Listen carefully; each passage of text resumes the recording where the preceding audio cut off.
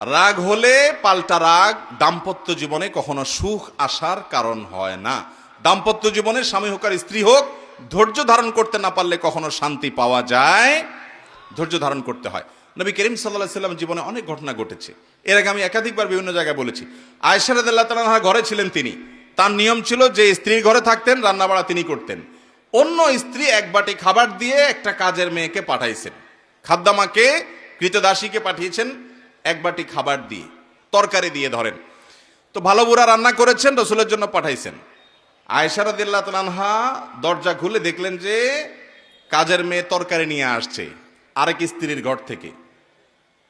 তো এই টাইমে যে কোনো মানুষই, যে কোনো মহিলারই মাথা গরম হওয়ার কথা। আমার বাসায় আজকে উনি থাকবে, আমি যা খাওয়াবো, তুমি আবার ওখান থেকে এক বাটি দিয়ে ভালো হওয়ার চেষ্টা করতেছো। উনি বাটিটা ধরে ছুঁড়ে ফেলে দিলেন।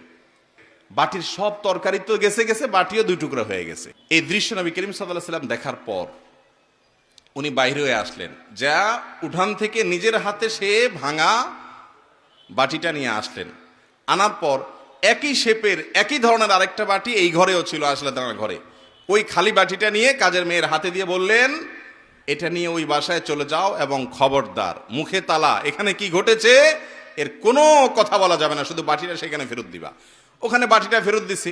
যিনি পাঠিয়েছেন তিনি মনে করেছেন যে কি, যে তরকারি রেখে কত সুন্দর করে ধুয়ে সাফ করে আবার বাটিটি দিয়েছে, তিনি অনেক খুশি।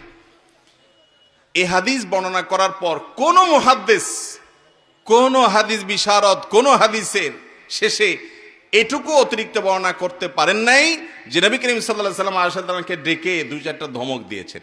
আপনি আমি যদি হইতাম এই জায়গায়, আর কিছু না হোক বোর দিকে তাকায়া অন্তত বিরক্তির সুরে এটুকু তো বলতাম যে এটা কাজ করলা, তুমি বাটিটা ভেঙে ফেললা, তুমি তরকারি না নিতে বাটিটা ভেঙে ফেললা। নবী করিম সাল্লাল্লাহু আলাইহি ওয়াসাল্লাম একটি কথাও বলেছেন বলে কোনো বর্ণনায় পাওয়া যায় না।